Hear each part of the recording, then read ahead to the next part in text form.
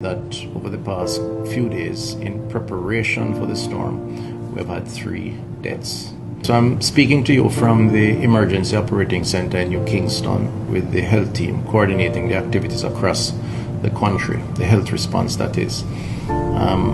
Very sad to say that over the past few days, in preparation for the storm, we've had 3 deaths. 3 deaths linked to cutting down of trees, and in one instance, electrocution because of or due to the cutting down of a tree. This is really tragic, and our condolences goes out to the family members, and wherever we can provide support as a health team, we have and will. We have had also additional injuries, nearly 15 I am told approximately, most of them involving falls from heights, from rooftop, from trees and otherwise, and one car accident due to some skidding, and there were some other injuries related to someone walking in water and having a nail penetrate their skin. I say all of this to express sadness, certainly at the loss of life and at those who have been injured, but also to just encourage all of us to be careful as we prepare for this storm. It's very important. We want to be safe during the storm. We want to be safe after the storm. And it's important to prepare. But if you need help, ask for help. In the meantime, the health system is available. We're here to give whatever support that we need. We will keep in touch, but please be safe out there. A little less than 100 miles offshore, Melissa is going to unleash it all. Destructive winds, devastating storm surge, as well as a catastrophic flood. Now, you heard the Prime Minister reference Beryl from last year. Fox weather correspondent Robert Ray was actually on the ground in Jamaica for Beryl, and now he's back for Melissa. Robert, Melissa, less than 24 hours away from landfall, the NHC warning of extensive impacts for Jamaica. Indeed. Good morning. It's amazing for us to watch the track of the storm. Jared Maloney and I, he's a meteorologist and producer on this team. We were just looking at this and extensively at how west it's actually going and when it's going to make that turn to the north. It has been meandering for so long, and the anxiety and the buildup to this landfall and the impacts is overwhelming for the residents here in Jamaica. Nearly 3 million people, about 1 million here in Kingston, and we're looking at this video of this beautiful Caribbean island surrounded by mountains. At one point, over 7,000 feet is the altitude to the east of Kingston, the capital city, and that spells a real problem for all of this rain that's going to come. In some spots, well over 3 feet. In Kingston, probably roughly around 2 feet or so of rain that will just inundate the roads, tear apart vegetation, and create mudslides and rock slides and major transportation issues because of down power lines and flying debris, and no cell phone service quite likely to happen, and that's what we're dealing with here across the island is catastrophic scenarios, a potential for a humanitarian crisis that follows in the aftermath. It is very nerve-wracking. Not only that, the storm surge that could inundate the barrier island where the Kingston airport is, taking that offline for a long period of time, and then depending on how Melissa continues its westerly track and then cuts to the northeast back over, the resort towns on the northern end, all the way from Negril to Montego Bay and those areas. What will those look like? They will have hurricane force winds. What will the impacts be there? The power outages will be significant. Cannot stress that enough. That is going to be a major issue. And on top of that, getting through roadways in the aftermath for first responders or anyone else in harm's way will be near impossible in some areas because of the flooding and the down power lines and structures that are just ripped apart by these hellacious, historic winds. Listen to the Minister of Labor and Social Security yesterday at what he is expecting. We've asked persons to not wait until it gets to a point that it's difficult to evacuate or to save you, but rather to take early actions. This is not the case where you should be saying, let's wait it out. Right. This is, if there's ever a time for you to listen and to take action, this is now.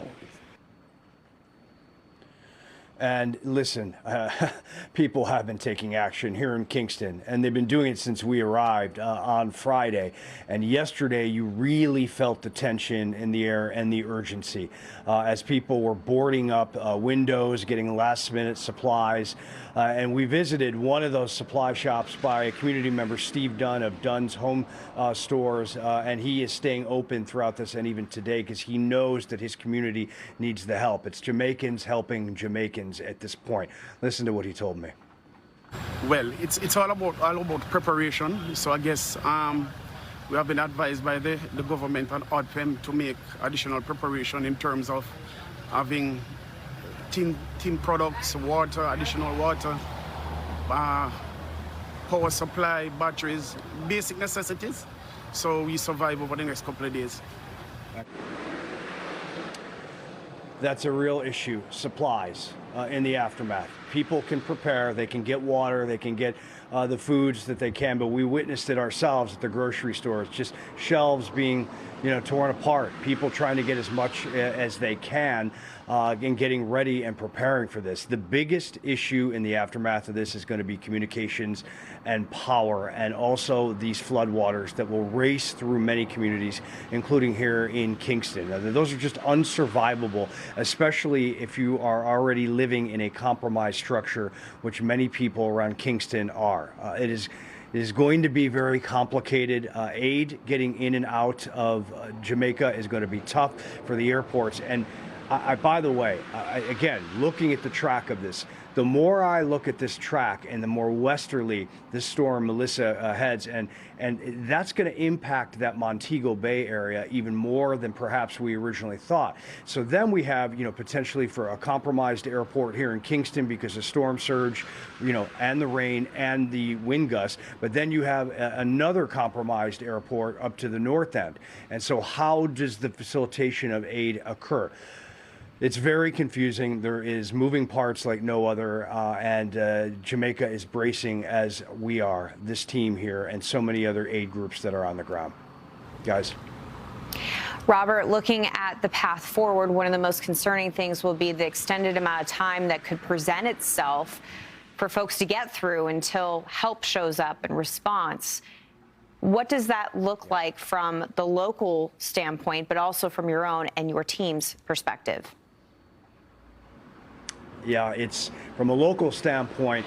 I can tell you, Jamaicans are tough people. They're very caring people as well. Believe me, they take care of themselves. They have no choice. They're on an island, right? And they're very loving people. And I think that the amount of Jamaicans in the United States who live there are watching this very closely, as the State Department is. And so there better be a concerted effort of aid coming in to help this island nation. As far as what we're doing, we are taking every precaution we possibly can. I mean, we're as ready as we can be with generators and food, vehicles. We have a local security team that knows the island better than anyone. These guys will help us in the aftermath. But I also know that these roadways, some of them are going to be impossible to get across, and first responders won't be able to get in there, and vehicles to remove all the debris and the power lines will not be able to get in there in the aftermath of this. And I worry about communications, deeply worry about communications. We have many different cell phones and ways. We have a Starlink, we have T-Mobile, which we are partnering with, and we hope that everything just continues to stay afloat. But the reality is with winds like this, and as you mentioned, how long the duration of these winds are going to be, that is the problem. That will take down all modern technology, unfortunately, for a period of time. And the degradation of that, after about 3 days, 4 days, societies begin to unravel when they do not have access to power, water, food, and communication. Those are the biggest concerns right now. We are preparing like all the Jamaicans are, but we can only do so much as we await the meandering Melissa with the power and the force that she is doing and not giving us any mercy right now. I can tell you that. This forecast track is very tough. Yeah, it really is. And we actually want to get to that forecast track. But Robert, the Jamaican government last week, the end of last week, they activated their emergency operations center. So they pre-positioned generators, medical supplies. So they were getting ready for this at the end of last week because there is a belief here that things could get real tough, especially from the communication standpoint and is what you had listed. So we have you all afternoon. We'll be checking in with you yet again next hour. But for now, Robert, we'll leave it here and get to that advisory. We still are waiting on the newest advisory to come. Robert Ray, thank you.